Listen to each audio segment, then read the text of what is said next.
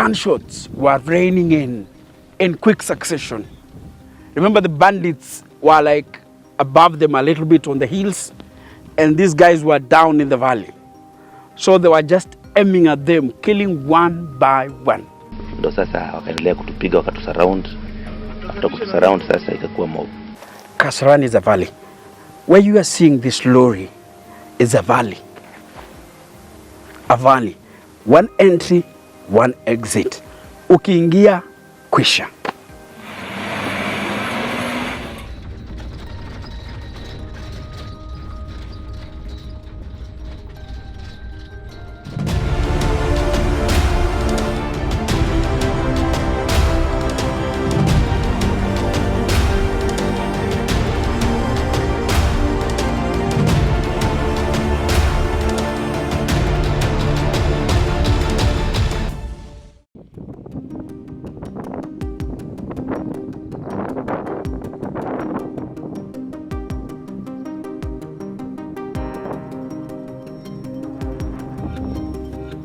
On the 31st of October 2014, 21 police officers were massacred in KAPEDO by armed bandits.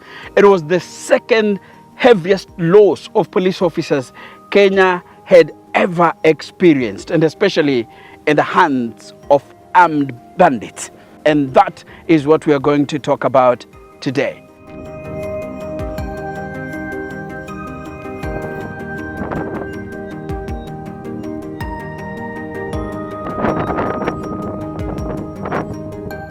Hello ladies and gentlemen, welcome to the Kenyan Historian, and today I'm coming to you from the serenity of Magadi. This is Lake Magadi. As you can see there, those are flamingos, and far there, that is Tata Chemicals, the company that mines soda ash from Lake Magadi. But I want to talk about these pictures you're seeing here. This one is me, and this one is Robert Gishira. And this you can see is Michael Njenga, then of Citizen TV. 21 police officers had been massacred in KAPEDO. And my boss told me, by the way, you are going to KAPEDO. Actually, I was only like 2 years old in the newsroom. So my experience, let me say, I wasn't that an experienced reporter. But nikaambiwa, my friend, unaenda huko. So that day was a gloomy day in the country, I can tell you, because losing 21 police officers is not a joke. And everyone was fuming, from the President Uhuru Kenyatta. Remember, he was just one year and some few months in office, and 21 police officers had been massacred just like that in KAPEDO. Mungu awabariki, silaha na hawa watu mimi nawahitaji. So tukatoka Robert Gishira, who was the cameraman that was assigned to me. Then there was Bundi of QTV then. Then there was Vincent Odwor of QTV. So tukatoka Nakuru ndio wale tukafika sasa ukipita pale ufika Marigat. Now ukifika Marigat, we have to go to a place called Chemolingot. Chemolingot is where now you branch. So when we hit the road from Chemolingot to KAPEDO is when now the reality starts to dawn on me that actually this is real, because now we were encountering police vans, police lorries all over.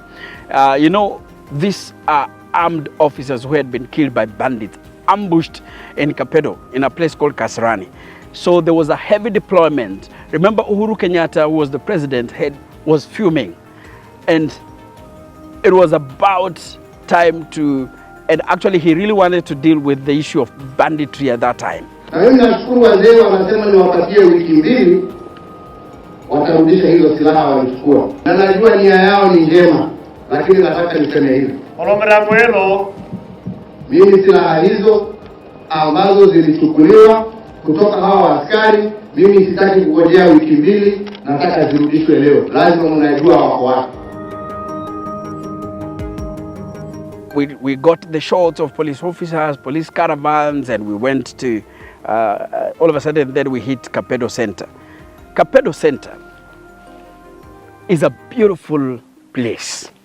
beautiful place because there is a waterfall just behind it that comes from Silale Hills. And this waterfall is not made up of cold water, it's hot water. Hot water that comes from Silale. Silale kana kuanga nika area kako sasa kamlima, Silale Hills. On top you could see the hills, but that water, you can imagine the water travels more than a kilometer, and still by the time it's hitting the falls, it's still very hot. You can't even, let me say, stand by the falls and shower. Very hot. So you can imagine, and even there you can still see the generators that were used by the Europeans to tap water, to tap electricity from the water. They are still there, but not in a good condition. They no longer work. So it is a geothermal, what should I say? Is a geothermal heaven.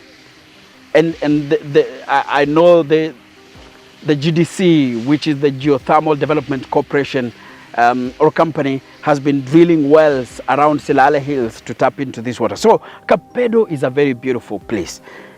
The inhabitants of Kapedo are Turkana, the people from the Turkana community. But the reason why Kapedo is always in the news because of conflict is because Kapedo Center is surrounded by areas occupied by the Pokot community. So if you're coming from Marigat and you're going to Kapedo, you must pass through the Pokot community. If you are heading to the sides of Turkana, past Loruk, you pass through the Pokot community. So it's like they are surrounded by the Pokot. Maisha yetu ni hivi. Usongi hatua, kuingia ni shida, kutoka ni shida. I remember we told the first story that is at 1 p.m. We did our stories there. We did some live broadcasts, And I remember I asked Vincent Odwar. And yes, we've done the story, we've highlighted, but the only pictures we are showing people, police officers, police vans, police lorries going to Kapedo and leaving Kapedo. So I asked Vincent Odwar, so how can we get the picture of the exact place of the attack, where the police officers were murdered and the vans, for example. Now, Nekambia Vincent Odwar, you know one thing, bandits do not attack journalists. They can't. I told him it was a way of encouraging you that we need to go. So I remember when we decided to go, there is a police barrier there, and the APs were sitting there and they asked us, Munaenda wapi? And I told them we are going to try and see if we can get the pictures of the crime scene. The police officers told us, first of all, it's far. It's almost 20 kilometers from the center. Number 2 is just a valley. Number 3, you will be alone because as we are not giving you escort. Number 4 is like you are taking yourself into a slaughterhouse. Hey, by the way, tukafikiria. Tukasema, we, hapa, hii yenye polisi wameogopa kwenda. Hii yenye polisi wanasema kwenda huko ni kama slaughterhouse. Sasa sisi tunaenda na tuko tu na nini? The only thing that we are carrying that looks like protection is the helmet and the bulletproof vest. But I remember at that time kuna msee alikuwa ametuonya when we were leaving Nairobi. Someone had said, remember we are going to a bandit zone and you are carrying these things, the bandits will come for them. Atakuja hizi helmet na wakujia hizi bulletproof vest. So hiyo time ya kuamua nikakumbuka hiyo kitu. Nikaambia Vincent, mimi nataka tuende, lakini jua kwamba bandits wakituana na hizi vitu watakujia. So we should be ready for anything. So tukaamua kwenda forward. tukiwa tunaenda tukakutana na Michael Njenga, naye ameenda anarudi. So Njenga alikuwa amejaribu kwenda, Michael Njenga he tried to go, but akafika barabarani, I think akaona hafiki, then he decided to come back. Njenga was then reporting for Citizen TV. I was reporting for NTV. So tukaenda tukakutana, wakati tulikutana Njenga, tukaambia Njenga, akasema mimi nimejaribu kwenda ni kama hatufiki. Nikasema twende tu. Kwa sababu wamesema ni mbali, lakini twende. Njenga ndio huyo akapendua gari. Tukaamua kwenda. I think alikuwa na Patrick Njendi, if I'm not wrong. Patrick Njendi was reporting for the now Citizen Nipashe. Njenga was reporting for Citizen Live at 9. So jamani, hawa vumbi inaamuka. Unajua niko valley hivi my friend. Ushaenda, you are going, the only things you are seeing are bush, shrubs, dry river beds. You are crossing, and then I remember someone, some guy from World Vision had told me that bandits usually attack in the dry river beds. They call them laga. Wanasema ukiwa kwa laga pale, jamaa anajificha kwa mawe na akiwa na bunduki hivi. So wewe unaona mawe, lakini kuna jamaa amelala kwa mawe pale. Si ndio hao tunaenda tu fast tukapata hii picha. Hii picha unaona hapa. Hii van like ikiwa imebebwa, hii imechomwa. Now this is what led to the burning or the killing of the 21 police officers. This van here had, or the police, 3 police officers had been killed previously. They were from the General Service Unit. They were transporting papers. Remember, it was during examination time. So they were transporting papers in Turkana County. And they were ambushed by bandits from the Pokot community. So the bandits attacked them, killed them, and they burned the vehicle, as you can see. This van here is what the 21 police officers were going to recover. During the attack, 3 police officers were killed. They were from the General Service Unit. So tukafika hapa, tukashuka. Unajua the journalist picha ni muhimu sana, because that's the only way you can prove to people what really happened. That is the only way you can tell a story on TV and say and show the magnitude of the attack. Remember, hii yote we wanted to show people what was really happening and how bad the attack was. Tukafika hapa, tukapiga picha nini. Unajua tungepindukia hapa. Tukajiuliza maswali, tuendelee ama tusiendelee. Tukasema this is not where the 21 police officers had been killed, and the story we were doing was the killing of the 21 police officers by bandits. So tukafire. Unajua tukiona van tukasema labda hiyo ingine iko tu hapa karibu. Lakini bado tukasonga. Unajua ni vumbi, the terrain is tough, you are not moving. Isi ati tuna move at 100 kilometers per hour. I think ilikuwa 40, 30.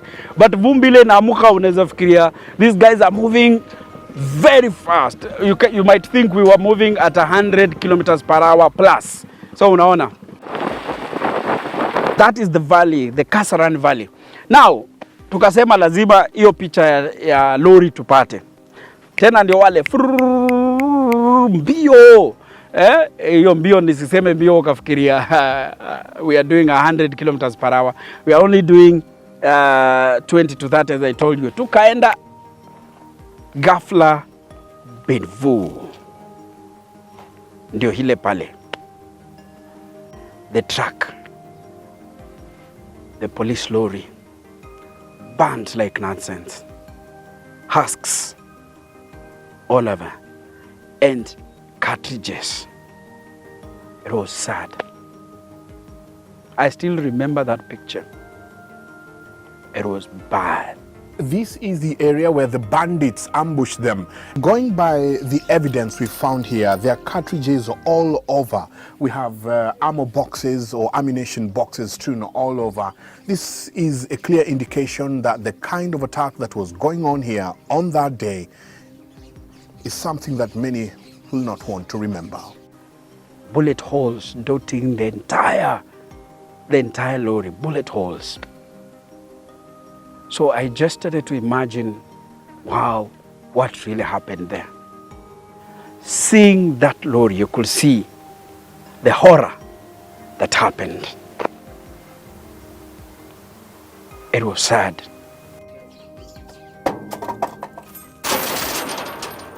After kusurround sasa ikakuwa mob. This guy here survived. But how did it happen? How did the bandits just massacre 21 police officers? Just like that. As I told you, Kasarani is a valley. Where you are seeing this lorry is a valley. A valley. One entry, one exit. Ukiingia, kwisha. So this was an ambush. There were bandits. They surrounded. It's like they knew these guys were coming. And they let them in. Doing nothing. Just left the cops come in. And when they reached, it's called the target area. That place is where they wanted the police to go. It's like the police went where the bandits wanted them to be. So bullets started coming in. First of all, they hit the driver. Pa! Once you hit the driver, it means the vehicle cannot move. They hit the tires. And there is one rule when you are in those areas, in the bandit zone. Because at the end of it all, they end up burning vehicles. They don't leave them like that. So there is one rule. When you hear a bullet, they say use the shortest time possible to leave the vehicle. Use the shortest time possible. But remember, this vehicle was full of over 20 soldiers, police officers. Over 20 police officers. So they say use few seconds to leave. And hear what this guy said. Tulikuwa kwa roli, sasa wakati tulishuka down, ndo sasa wakaendelea kutupiga wakatusurround. After kutusurround sasa ikakuwa mob. There is a question I asked. How come bandits were able to kill 21 police officers, 21 armed police officers? Remember, they were armed and they were going to retrieve a van that had earlier been vandalized by bandits. So the question is, how? Now, what we gathered that time, wakati tulikuwa huko, was that these were young police officers and a good number had never been assigned in a hostile environment such as Tiati, such as KAPEDO. Those are hostile environments where we have valleys, we have rifts and valleys and bandits hideouts. So the terrain is also very tough. So a majority of these police officers had no experience. They actually didn't know what was coming their way. And when it calls for action, they didn't know what action to take. That is why they didn't know that they were running into an ambush, a valley. And there are several valleys in Baringo and Turkana counties. You don't just go in. Valleys like Baragoi, valleys like now the Kasarani Valley, like Ngelecha Valley. You don't just walk in. It's a death trap, and it has been. Remember, the killing of the 21 police officers is not the only killings that has happened in KAPEDO. Even more recently, as even last year, police officers were still killed in KAPEDO. And so that time, when these police officers were attacked, bullets, gunshots were raining in quick succession. Remember, the bandits were like above them a little bit on the hills, and these guys were down in the valley. So they were just aiming at them, killing one by one.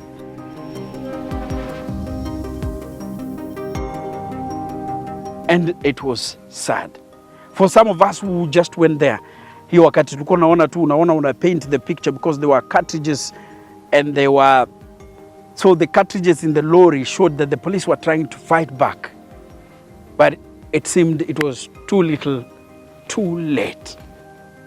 And when the horror was done, these guys just came and burnt the lorry, burnt everything that was there. And that is how horrific it was. Now look at this picture here. This is Michael Njenga. With his binoculars, he tries to look at the surroundings to see where we are and if we are facing any danger. Remember, tumejipeleka tu. Hatuna polisi, hatuna bunduki, hatuna nini. My job as a journalist is to tell the story as it is. So tungebaki Kapedo Center huko, we could not have shown these pictures, and people would not have seen the magnitude of the attack. Ilikuwa mbaya. Ilikuwa mbaya. And many times I've been in Kapedo, I've gone to Kapedo many times. And whenever I go there, I always remember that day. I always remember that day. It was sad. It was sad. So, as I had said earlier, the negligence of senior police officers sending young police officers from Eldama Ravine. Some of them were coming, they had been stationed in Eldama Ravine since their deployment from Kiganjo. Walikuwa wamepelekwa pale Eldama Ravine. So kutoka Eldama Ravine, you can't compare Eldama Ravine na Tiati na Kapedo. Tiati na Kapedo ni tough terrain, bandits infested. That way in Kapedo, actually, I remember there was a day I covered a story about jungle policing when I was still at NTV. So kuna wakati tulienda kutembelea the ASTU are anti-stock theft unit. Wanakuwa pale kichaka pale, watu wana camp yao pale kichaka. So tukaenda tukirudi, I remember we passed a valley. And imagine our police officers tuko tumewabeba, but they changed their cloth, wakavaa civilian. Because if they were in uniform, then we could have been in danger. This is how we could have been in danger. Huko adui because they call them adui, the two communities, because they are always worrying. So for the bandits, adui wa Pokot bandit ni someone from Turkana or someone in police uniform. And adui number 3 is anyone carrying the two. You get? So if the police officers wangekuwa wamevaa uniform, they could have put us in danger. So walivaa raya na ni wa ASTU, lakini tukafika tu place ingine like a valley, and they kept quiet, silent. They didn't talk. Actually ni sisi tulikuwa tunaongea. Then all of a sudden pia tukaona hawa jamaa wamenyamaza and no one is saying anything. So we also decided to keep quiet. Tukaenda tukapita kwanza what they call a laga, dry river bed. Then everyone was quiet. So tukapita tukavuka the other side. One of the police, these are special forces by the way, ASTU are special forces of the GSU, anti-stock theft unit. Ya kazi yao ni kupambana na wezi wa mifugo. Lakini wamenyamaza, wamefunga mdomo, wamenyamaza hivi. So tukifika pale mbele wakatuambia sasa hapo hata muti hivi inaweza kuwa ni mtu. Wakasema sometimes wanajificha kwa hizi miti zinakaa zimesplit hivi, ameekelea tu hapo bunduki. Akikuona in uniform ta ta ta ta ta. Yeah? So that is why walinyamaza. And imagine wananyamaza na wako in raya kama sisi. So that place, banditry, is one hell of a problem. Nikiwa tu pale nikachunguza some few things, unapata these bandits wako like realizing how they get the bullets, how they get the guns. Unapata msee ako na new gun, machine gun mpya. So these guys wanaletewa na our leaders wa huko, wanawekewa kwa maji, mitungi ya maji hizi za misaada na chakula, wanawekewa pale bunduki bana. So nyinyi mnafikiria ni chakula inapelekwa, lakini wenyewe wanajua bunduki zinakuwa zinaletwa pale. That is why disarmament inafanyika leo, kesho jamaa wako na bunduki zingine mpya na wale peana risasi, because you remember that the massacre of the 21 police in 2014. The order was given by the president himself. Na mimi nashukuru wazee wanasema niwapatie wiki mbili watarudisha hizo silaha walichukua. Na najua nia yao ni njema, lakini nataka niseme hivi. Mimi silaha hizo ambazo zilichukuliwa kutoka hawa askari, mimi sitaki kungojea wiki mbili, nataka zirudishwe leo. Lazima mnajua wako wapi. Tukakupigia simu, ushike simu. So ika happen hivyo, unaona Michael Njenga akacheza nayo twa. So wase walileta hizo guns, they brought the guns, but it gave me a different perspective that all these bandits are known by the people. They are leaders, they are known by the community members. So if we want to deal with banditry in this case, then you have to go to the community, you have to go to the people, and you will find the guns and you will find the bandits. Because I know even the current cabinet secretary, Professor Kindiki, has been battling bandits. But the bandits are with the communities, so you deal with the community. And one biggest challenge there is lack of education. You help those guys educated. It will take a long time, because those who are bandits already will not go back to school. But it means there is a generation that will be born that will have education and will have opportunities. That should be the future in terms of fighting banditry. My name is Enoch Sikolia, and I am the Kenyan historian.